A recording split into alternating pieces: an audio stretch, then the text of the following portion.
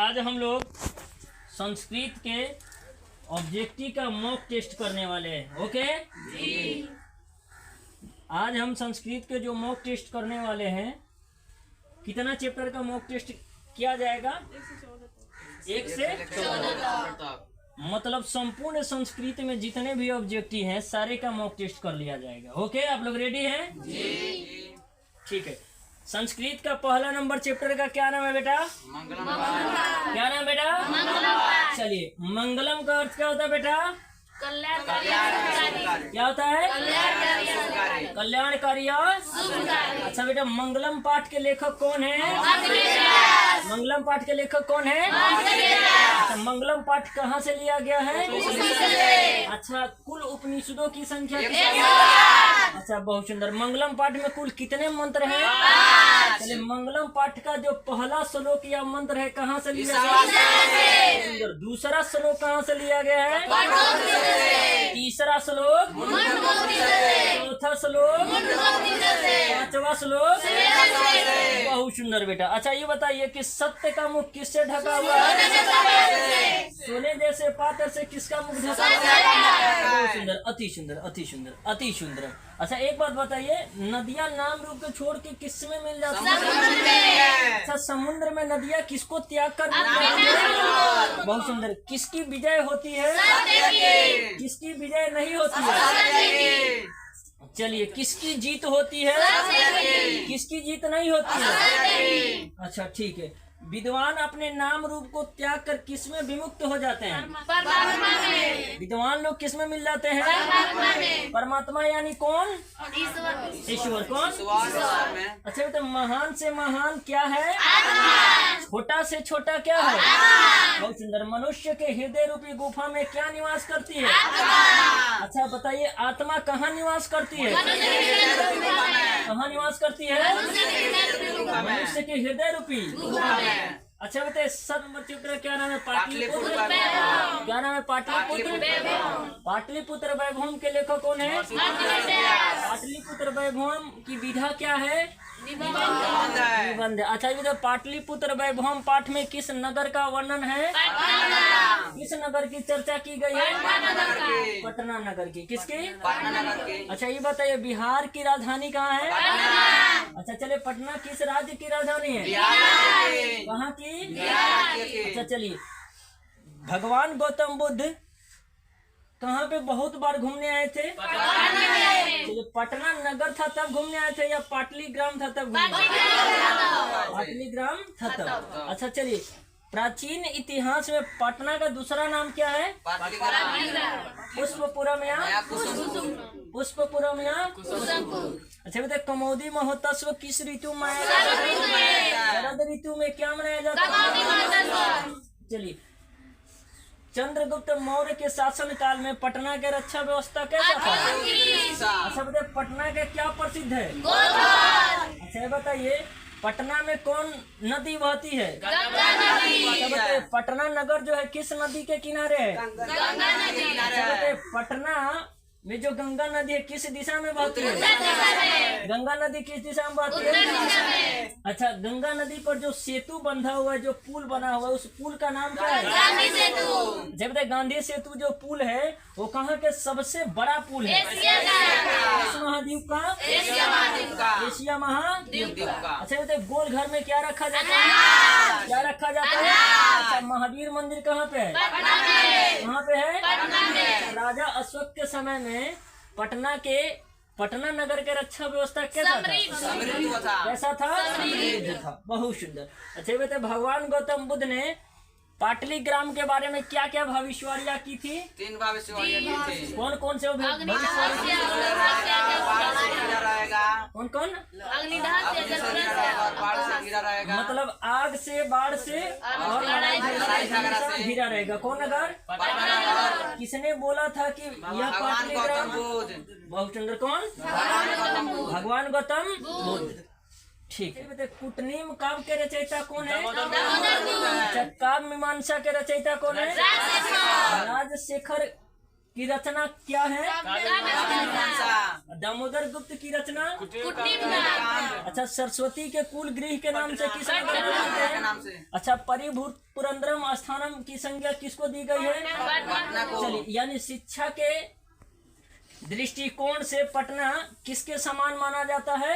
इंद्रलोक के समान। किसके समान? इंद्रलोक के समान। इस चैप्टर नंबर कितना था? 2। ठीक, चैप्टर क्या नाम है? अलस कथा पाठ के लेखक कौन है? अच्छा, अलस कथा पाठ कहाँ से लिया गया है? कहाँ से लिया गया? पुरुष परीक्षा ग्रंथ से। अच्छा, अलस कथा में किस गुण की चर्चा की गई है? आलस वाले नहीं, वो दोष है। आलस क्या है? दोष।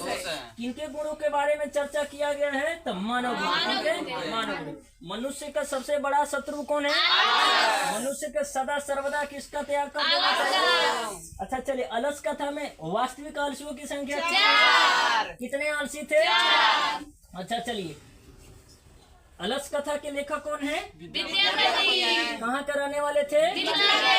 मिथिला के रहने वाले थे। कहाँ के रहने वाले थे? मिथिला के रहने वाले थे। अच्छा, चलिए, मिथिला के मंत्री कौन था? विदेश्वर। कहाँ के मंत्री थे? कहाँ के? अच्छा, ये बताइए, गरीब, अनाथ और आलसियों को प्रतिदिन भोजन और वस्त्र कौन देता था? कौन देता था? अच्छा, चलिए, आलसी लोग कहाँ रहते थे?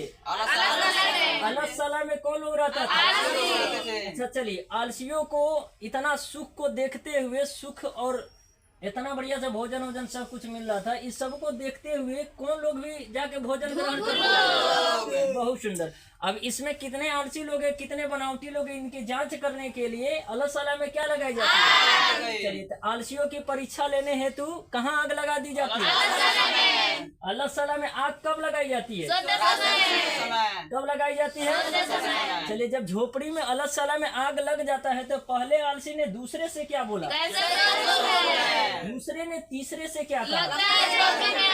तीसरे ने चौथे से क्या कहा? चौथे ने पांचवे से क्या बोला? चौथे ने अंत में क्या बोला? कितना हल्ला कर रहे हो लोग, ठीक ना? नीतिकार आलस्य को क्या मानते हैं? शत्रु मतलब क्या होता है? दुश्मन। क्या होता है? अपने जेठरांगनी के आग को भी नहीं बुझा सकता। कौन लोग? अच्छा, ये बताइए कि अलसशाला में जब आग लग गई थी तो आलसियों को उस अलसशाला से बाहर कैसे निकाला गया? अच्छा, किस पुरुष के द्वारा निकाला गया? नियोगी पुरुष के द्वारा। किसके द्वारा? मतलब जो करुणामयी पुरुष थे वही जाके किनको बचाते हैं? आलसियों। असली रक्षक कौन है? माँ किनकी असली रक्षक मानी जाती है? अच्छा, पत्नी के असली रक्षक कौन है? पति किसके रक्षक माने जाते हैं? चलिए, किसके? पत्नी के। बहुत सुंदर। चौथा चैप्टर क्या नाम है? संस्कृत साहित्य। क्या नाम है? तो संस्कृत साहित्य लेखिका पाठ के लेखक कौन है? ऋषि मुनि। कौन है? ऋषि मुनि लोग। कौन है? चलिए, समाज की गाड़ी किससे चलती है? किससे चलती है? महिला और पुरुष से किनकी गाड़ी चलती है? समाज के कितने पहिए होते हैं? 2। कौन कौन पहिया है? एगो महिला एगो पुरुष। वाह, बहुत सुंदर। अच्छा, ये बताइए कि संस्कृत साहित्य लेखिका पाठ के अंतर्गत अर्थवेद में कितने ऋषिकाओं के मंत्रों का उच्चारण है? 5। कितने? 5। ऋग्वेद में कितने? 24। कितने हैं? 24। ऋग्वेद में 24। अर्थवेद में 5। कितने? 5। अच्छा, ये बताइए कि मैत्रेयी किनकी पत्नी थी? याज्ञवल्क्य की पत्नी क्या नाम था? अच्छा, याज्ञवल्क्य ने अपनी पत्नी मैत्रेयी को किसकी शिक्षा दी थी? आत्मत्व की। किसके? अच्छा, एक बात बताइए, विजयंका या विजय भटारिका किसकी पत्नी थी? चंद्रादित्य की पत्नी क्या नाम था? अच्छा, चलिए, विजयंका या विजय भटारिका किस कल्प की रानी थी? कौन कल्प? प्रथम कल्प। किस कल्प की? चलिए, विजयंका के काल क्या था बेटा? नहीं, 8वीं सदी। कौन? नहीं, 8वीं सदी। कौन? 8वीं सदी। क्या था काल? 8वीं सदी। क्या था बेटा? 8वीं सदी। अच्छा बेटा, गंगा देवी के पति क्या नाम था? कंपाउंड राय। कंपाउंड राय किनके पति थे? गंगा देवी। अच्छा, गंगा देवी का काल क्या था बेटा? 14वीं सदी। कौन काल था? 14वीं सदी। अच्छा ये बताइए, शंकर पांडुरंग पंडित किसके पिताजी थे? पंडित क्षमाराव के। पंडित क्षमाराव के पिताजी के नाम क्या था? शंकर पांडुरंग पंडित। किनके पिता थे? पंडित क्षमाराव के। किनके? पंडित क्षमाराव अच्छा के। चलिए, ग्राम ज्योति, सत्याग्रह गीता, मीरा लहरी इत्यादि किनकी रचना है? पंडित क्षमाराव के। किनकी? क्षमाराव। किनकी? पंडित क्षमाराव। अच्छा एक बात और बताइए आप लोग कि संस्कृत साहित्य लेखिकाओं में सबसे प्रसिद्ध आधुनिक काल में कौन है? पंडित क्षमाराव है। कौन है? पंडित क्षमाराव। आधुनिक काल में कौन है? पंडित क्षमाराव। सही बताइए कि वर्तमान काल में कौन है? मिथिलेश कुमारी मिसिर। मिथिलेश कुमारी मिथिलेश कुमारी। मिसिर। अच्छा एक बात और बताइए कि जनक के सभा में पहुंचने वाली शास्त्र कुशल महिला कौन थी? कौन थी? गार्गी। जनक के सभा में पहुंचने वाली सबसे पहली शास्त्र कुशल महिला गार्गी थी। कौन थी? गार्गी। और बताइए कि चंद्रादित्य के काल क्या था? चंद्रादित्य के काल क्या था? 8वीं सदी। क्या था? 8वीं सदी। कौन काल था? 8वीं सदी था। 8वीं सदी था। कौन सा काल? 8वीं सदी। ठीक है। इसके बाद बताइए आप लोग कि वर्तमान काल में संस्कृत साहित्य लेखिकाओं में प्रसिद्ध कौन कौन से है? 2-3 को के नाम बताइए। मिथिलेश कुमारी मिसिर, पंडित क्षमाराव, नहीं विजय नहीं भट्टारिका। नहीं, वनमाल, भवालकर, उसके बाद उर्वशी है, और कौन है? मिथिलेश कुमारी मिश्र। ये 2-3 नाम हो गया। तो वर्तमान में आधुनिक काल में कौन है? तो पंडित क्षमाराव। कौन है? पंडित क्षमाराव। ठीक है जी। तो एक बात बताइए कि वरदाम्बिका चंबुक नाम की रचना किसकी है? बताइए किसकी है? वरदाम्बिका चंबुक नाम की रचना किनकी है? नहीं जानते आप लोग?